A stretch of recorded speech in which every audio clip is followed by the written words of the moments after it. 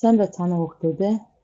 Энэ удаагийн хичээлээр асмал илтгэгчтэй зэрэг бүхий айлгуудын илэрхийлэл гэсэн сэдвийг авч үзнэ. За энэ сэдвийн хүрээнд асмал илтгэгчтэй зэрэг бүхий айлгуудын илэрхийллийн төсөөтэй гишүүдийг эмэгтгэж хэлбарчлах, асмал илтгэгчтэй зэрэг бүхий айлгуудын илэрхийллийг хаалт задлах болон томьёо хэрэглэн хэлбарчлах, за мөн айлгуудын бутархайг хураах болон хуваарийг эр асмалдаас чөлөөлөх зэрэг чадваруудыг эзэмшнэ.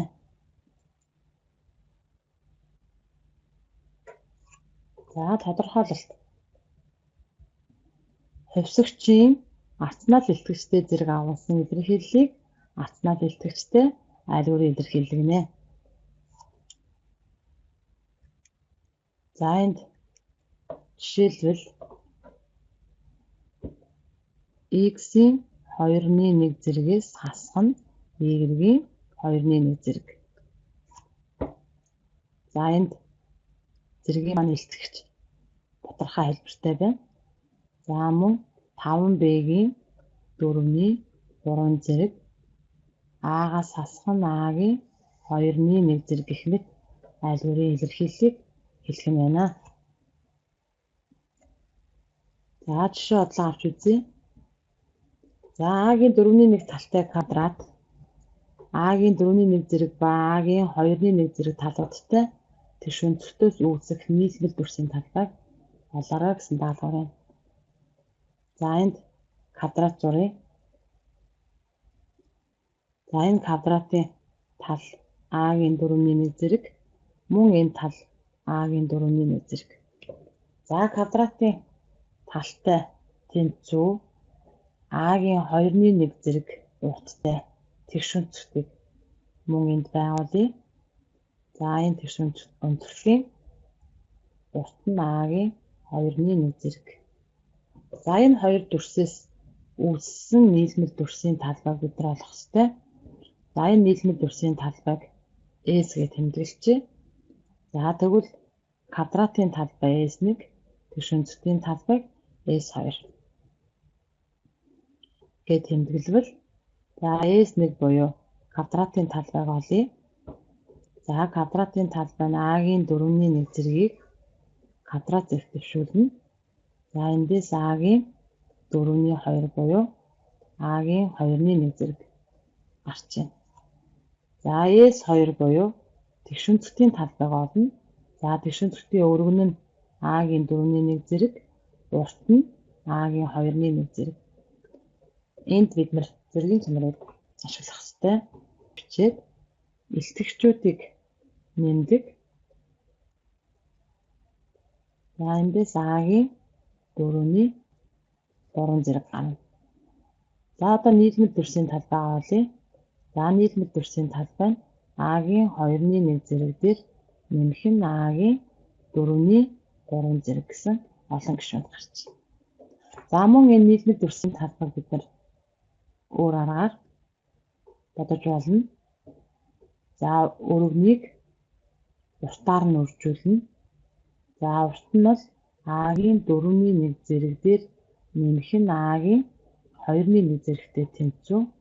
За эндээс бид нар бодлогыг цааш бодохдоо нэг гишүүнтийг олон гишүүн рүү үржүүлэх дүрмээр хаалтыг задлж бодно.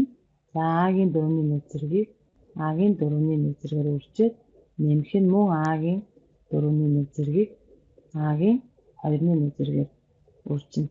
За энд бол бид нар мөн зэргийн чанарыг ашиглана.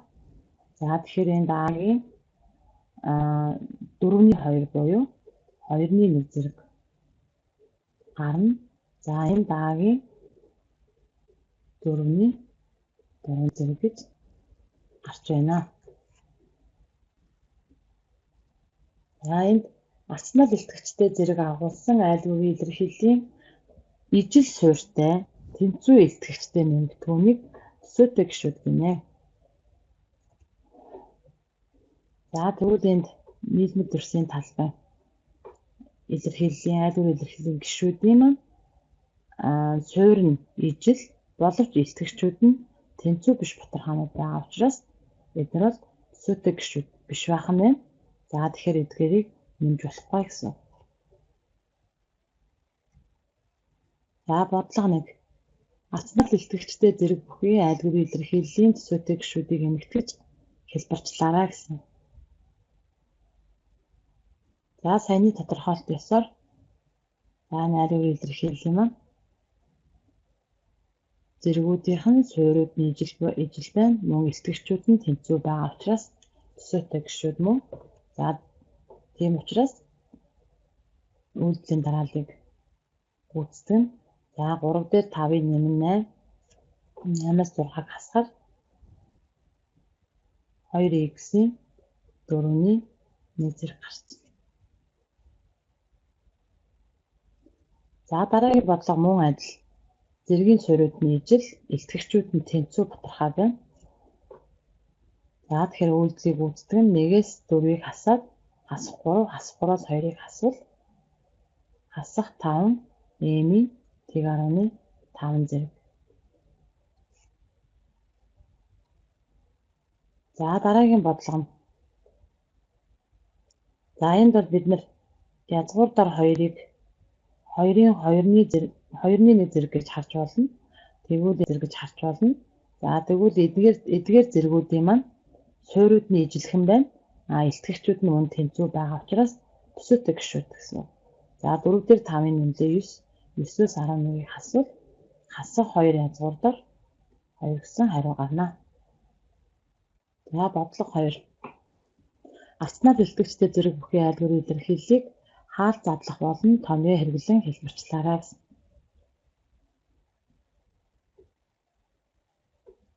За энэ бодлогыг хүүхдүүд та бүхэн ажиглаарай. За энэ үржигдэхүүн маань бидний сайн мэдэх А-гаас хасах нь Б, А дээр нэмэх нь Б гэсэн үржир хэлбэр тавигдсан байна.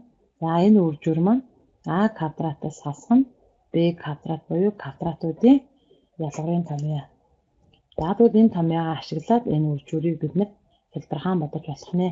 За y-ийн 2-ны 1-ийн квадрат хасдаг нь 1-ийн квадрат. За эндээс y-гээс хасах нь 1 гэсэн илэрхийлэл гарч байна. За дараагийн бодлого. За энэ хүү бодлого маань 2 тооны нийлбэрийн квадрат байна. За тэгвэл энд А дээр нэмэх нь Б-ийн квадрат гэсэн хэлбэрээр өгөгдсөн байна. За энэ хүү нийлбэрийн квадратын томьёо маань А квадрат дээр нэмэх нь 2AB нэмэх нь Б-ийн квадрат гэж задардгийг хүүхдүүд та бүхэн мэдж байгаа. За тэгвэл энэ хүү томьёонд орлуулад дараах илэрхийллээ бичиж. За 2-ыг үүсгэн 2А-гийн 3-ны 1 зэрэг үүсгэн 3. За нэмэх нь 3-ийн квадрат. За эндээс 2-ийн квадрат 4. А-гийн 3-ны 1 зэргийн квадрат гэдэг бол А-гийн 3-ны 2 зэрэг нэмэх нь за эдгээр тоонуудыг үржүүл 12А-гийн 3-ны 1 зэрэг за нэмэх нь 9. За гэсэн хариу гарах нэ.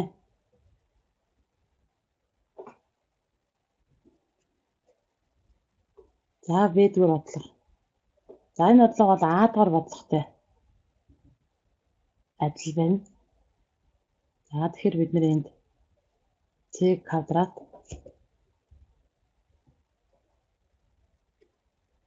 квадрат хасах нь язгуурдаар Д квадрат. За энд бол С-гээс хасах нь Д гарна.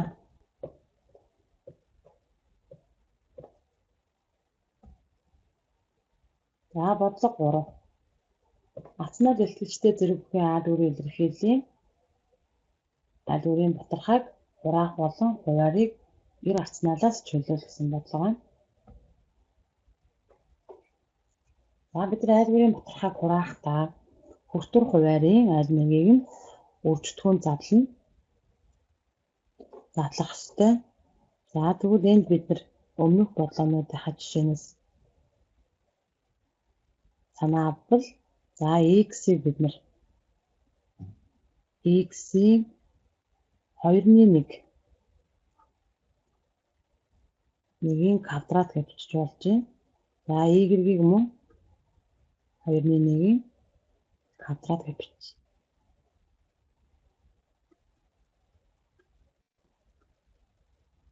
За энд манай хүртүүр маань мөн квадратуудын ялгарын томьёо болсон. За эндээс томьёогоор задлал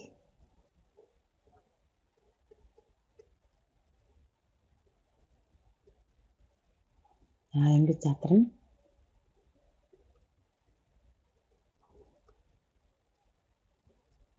За эндээс ялгаруудыг хураах юм бол x-ийн 2-1 дээр нэмэх нь y-ийн 2-1 гэсэн 50 гарч байна.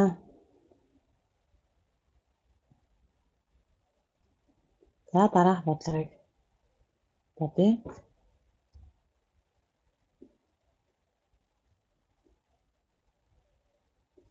За энэ бодлогыг бодлогын хуваарьт байгаа b-г язгуураар илэрхийлэх юм бол язгуур дор b-ийн квадрат за мөн 2-ыг язгуур дор 2-ийн квадрат гэж бичиж болно. За тэгвэл хуваар маань мөн квадратуудын ялгарын томьёо болсон. За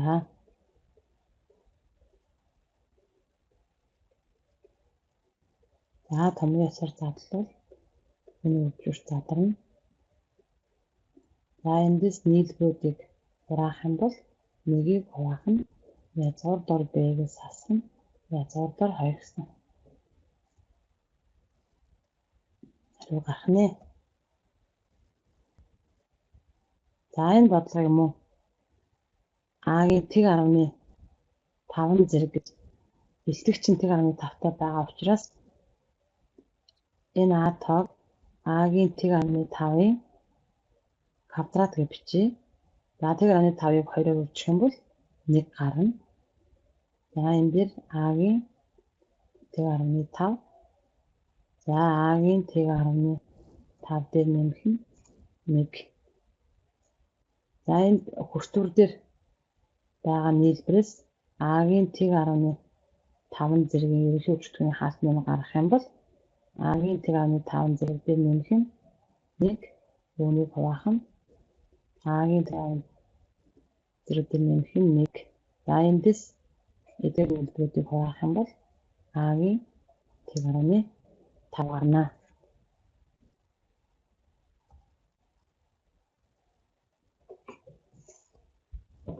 За энэ бодлогонд бид нар тодорхой хуваарийг 90 градуснаас чөлөөлөх ёстой. Өөрөөр хэлбэл язгуураас чөлөөлнө гэсэн. За тэхийн тулд бид нар язгуур дор x-ийг квадрат зэрэг төшөөлөх юм бол x гардаг гэдэг санааг ашиглана. За тэгэхээр энэ x-ийн язгуур дор x-ийн квадратаас хасах нь язгуур дор y-ийн квадрат гэж бичвэл манайх язгуур устгах ёстой. За тэгвэл энэ гэдэг маань цаашид язгуур дор x-с хань язгуур дор y, язгуур дор x дээр нэмэх нь язгуур дор y гэсэн үржүүлж задарна.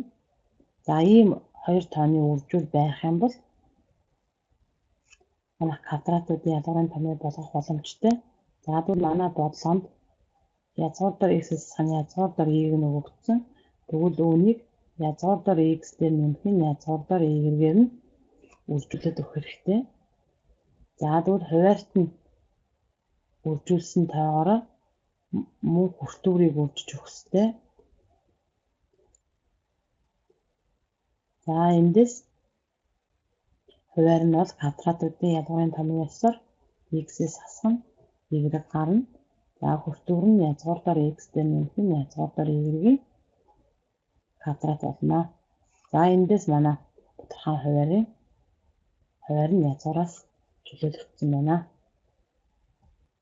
За энэ хүү бодлогыг дээрх бодлогосоор за бид нар язгуураас чөлөөлөхийн тулд квадратуудын ялгар хэлбэр тавих хэрэгтэй.